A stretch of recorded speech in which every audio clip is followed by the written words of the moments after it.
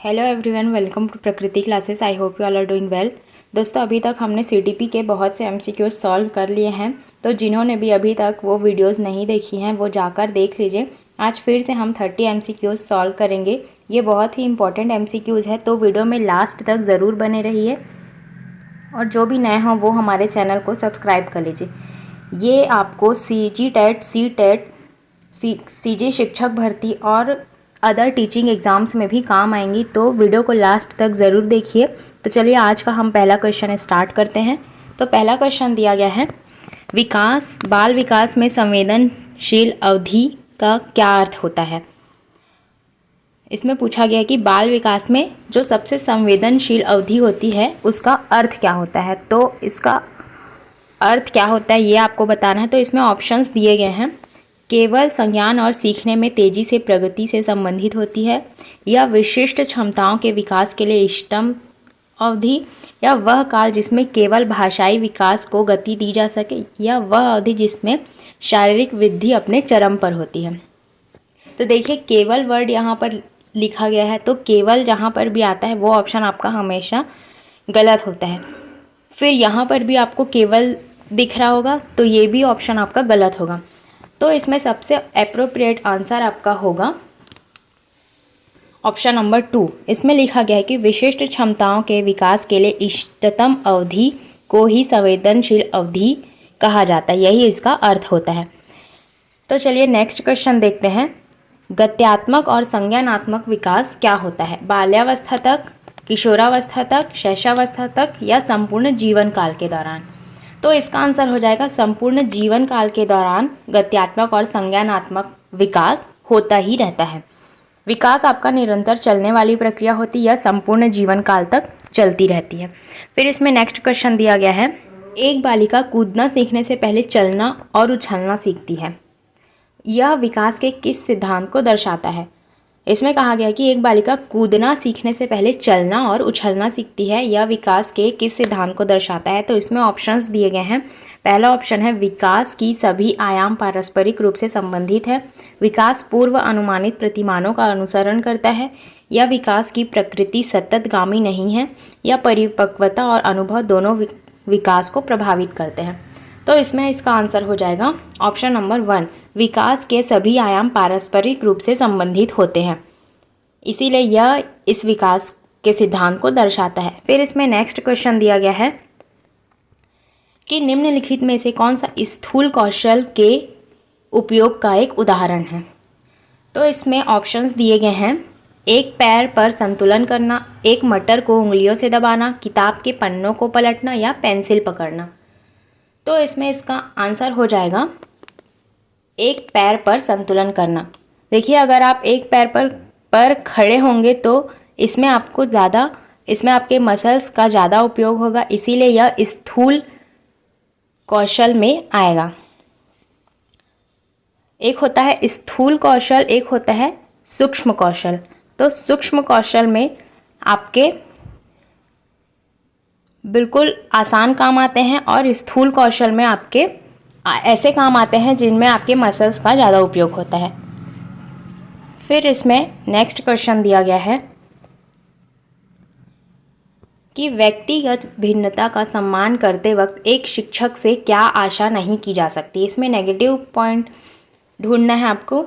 तो देखिए, ऑप्शंस दिए गए हैं, शिक्षक विधियों को समायोजित करना, बच्चों को स्वाध्याय के लिए छोड़ देना, पाठ्यचर्या को समायोजित करना, या योग्यता अनुसार समूह में विभक्त करना। तो इसमें इसका आंसर हो जाएगा योग्यता अनुसार समूह में विभक्त करना। आप किसी भी बच्चों को विभक्त नहीं कर सकते, उन्हें वर्गीकृत नहीं कर सकते, किसी भी बच्चों को आपको अलग अलग नहीं करना है, इसीलिए इसमें नेगेटिव आंसर पूछा गया है। तो इसमें नेगेटिव ऑप्शन यही है, तो यही इसका आंसर हो जाएगा। फिर इसमें नेक्स्ट क्वेश्चन दिया गया है, हस्तशिल्प की शिक्षा दी जाती है पिछड़े बालकों को, प्रखरी बुद्धि वाले बालकों को, मंद बुद्धि बालक को, या सामान्य बालक को। तो इसमें इसका आंसर हो जाएगा मंद बुद्धि बालक को हस्तशिल्प की शिक्षा दी जाती है। फिर इसमें नेक्स्ट क्वेश्चन दिया गया है, प्रतिभावान बालक की पहचान करने के लिए हमें सबसे अधिक महत्व किसमें देना चाहिए, शिक्षक के निर्णय को देना चाहिए, समुदाय के विचारों को देना चाहिए, या वस्तुनिष्ठ परीक्षण के परिणाम को देना चाहिए, या अभिभावकों के मत को देना चाहिए। तो इसमें इसका आंसर हो जाएगा वस्तुनिष्ठ परीक्षण के परिणाम को देना चाहिए।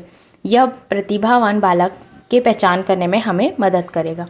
फिर इसमें नेक्स्ट क्वेश्चन दिया गया है, किस प्रकार के बच्चों में अमूर्तमान प्रत्यय को ग्रहण करने की योग्यता होती है।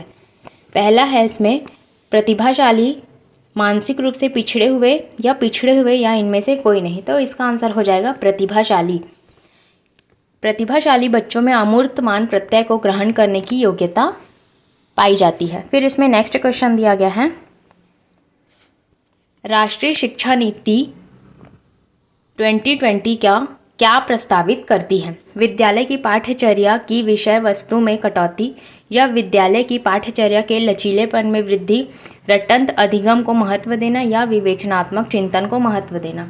तो इसमें इसका आंसर हो जाएगा विद्यालय की पाठ्यचर्या के लचीलेपन में वृद्धि। ये राष्ट्रीय शिक्षा नीति 2020 प्रस्तावित करती है। फिर इसमें नेक्स्ट क्वेश्चन दिया गया है, राष्ट्रीय शिक्षा नीति 2020 का केंद्र बिंदु क्या होता है। कठोर पाठ्यक्रम, शिक्षा शास्त्र और मूल्यांकन, या बहुविषयकता और समग्र शिक्षा, या परीक्षा के लिए सीखना, या आकलन के योगात्मक तरीकों को अपनाना।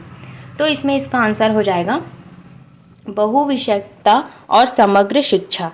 यही राष्ट्रीय शिक्षा नीति 2020 का केंद्र बिंदु है।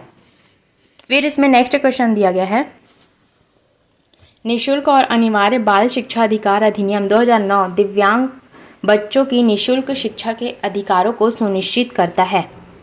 6 से 14 वर्ष के लिए, 6 से 22 वर्ष के लिए, 6 से 18 वर्ष के लिए, या 3 से 18 वर्ष के लिए। तो इसमें इसका आंसर हो जाएगा 6 से 18 वर्ष तक के लिए दिव्यांग बच्चों के लिए निःशुल्क शिक्षा के अधिकारों को सुनिश्चित करता है, और सामान्य बच्चों के लिए 6 से लेकर 14 वर्ष तक के लिए निःशुल्क शिक्षा का अधिकार सुनिश्चित करता है शिक्षा अधिकार अधिनियम 2009। दिव्यांग बच्चों के लिए 6 से 18 होगा, और सामान्य बच्चों के लिए 6 से 14, ये आप याद रखेंगे। फिर इसमें नेक्स्ट क्वेश्चन दिया गया है, निम्न संरचनाओं में से शिक्षा का अधिकार अधिनियम 2009 किसकी वकालत करता है। पृथक्करण, मुख्यधारा शिक्षण, एकीकृत शिक्षा, या समावेशी शिक्षा। तो इसमें इसका आंसर हो जाएगा समावेशी शिक्षा। जो आपका शिक्षा का अधिकार अधिनियम 2009 है, यह हमेशा समावेशी शिक्षा की वकालत करता है। फिर इसमें अगला क्वेश्चन दिया गया है,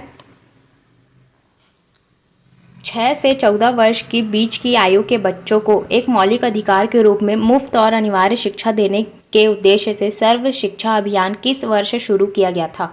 इसमें ऑप्शंस दिए गए हैं 1986, 1998, 2001 या 2003। तो इसका आंसर हो जाएगा 2001।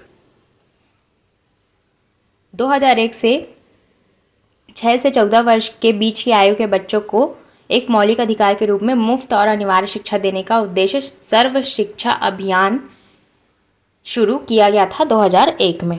फिर इसमें नेक्स्ट क्वेश्चन दिया गया है, समावेशी शिक्षा प्रणाली में क्या क्या सम्मिलित होते हैं। संस्थान, पाठ्यक्रम, मूल्यांकन, या उपरोक्त सभी।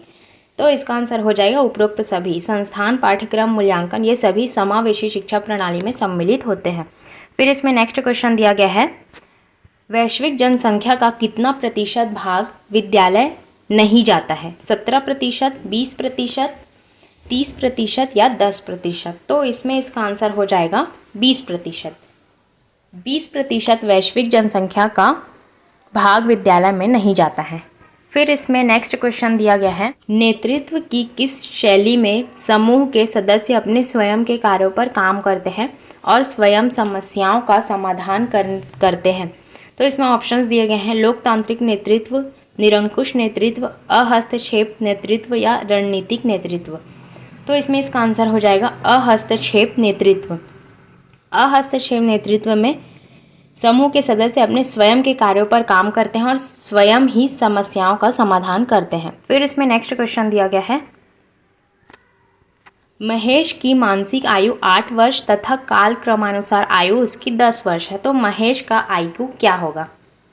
तो इसमें ऑप्शंस दिए गए हैं 108, 125, 80 और 92। तो इसमें इसका आयु हो जाएगा 80। आप सभी को IQ का फॉर्मूला पता होगा। IQ का फॉर्मूला होता है IQ बराबर MA/CA इंटू 100। MA मतलब मानसिक आयु, मेंटल एज, और CA मतलब क्रोनोलॉजिकल एज मतलब काल क्रम अनुसार आयु। तो इसमें आप देखेंगे कि इसकी मानसिक आयु है 8 वर्ष और काल क्रमानुसार आयु है इसमें इसकी 10 वर्ष। फिर इसको इंटू करेंगे 100 से, तो आप देखेंगे कि इज इक्वल टू 80 आएगा, मतलब कि 80 इसकी IQ होगी।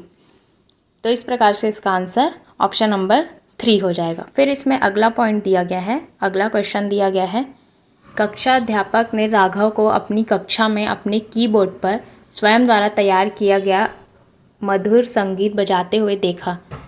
कक्षा अध्यापक ने विचार किया कि राघव में बुद्धि है, स्थानिक, शारीरिक, गतिबोध, संगीतमय या भाषाई।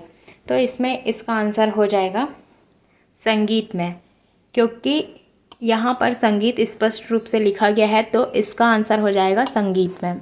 फिर इसमें नेक्स्ट क्वेश्चन दिया गया है, गार्डनर ने बहुबुद्धि सिद्धांत के अनुसार वह कारक जो व्यक्ति के आत्मबोध हेतु सर्वाधिक योगदान देगा वह हो सकता है संगीतमय, आध्यात्मिक, भाषा विषयक या इनमें से कोई नहीं।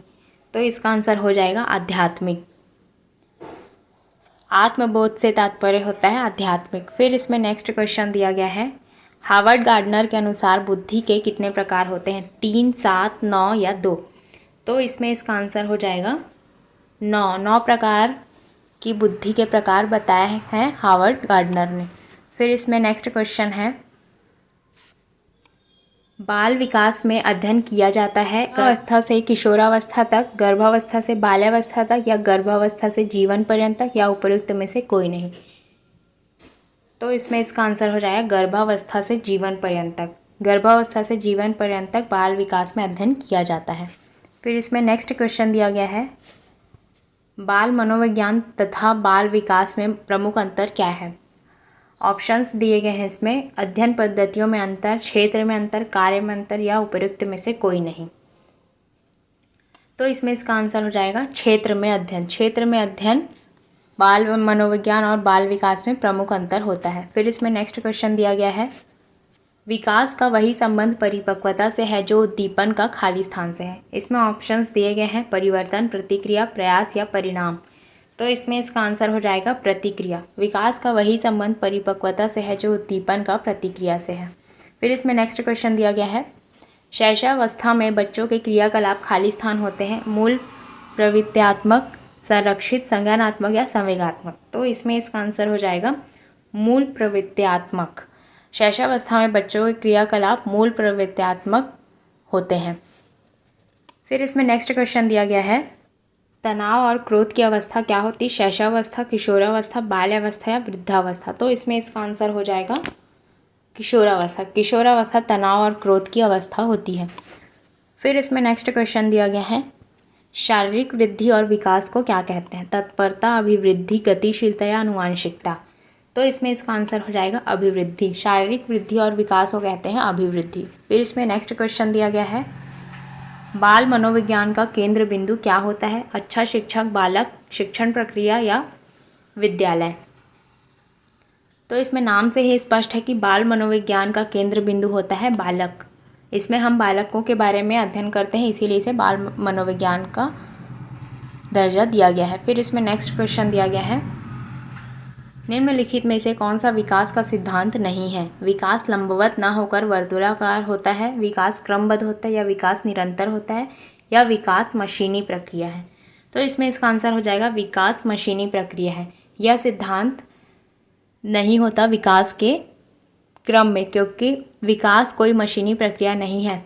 विकास होता है लंबवत न होकर वर्तुलाकार होता है, विकास क्रमबद्ध होता है, विकास निरंतर होता है। विकास मशीनी प्रक्रिया नहीं होता, इसीलिए विकास का सिद्धांत में आंसर यही सही हो जाएगा।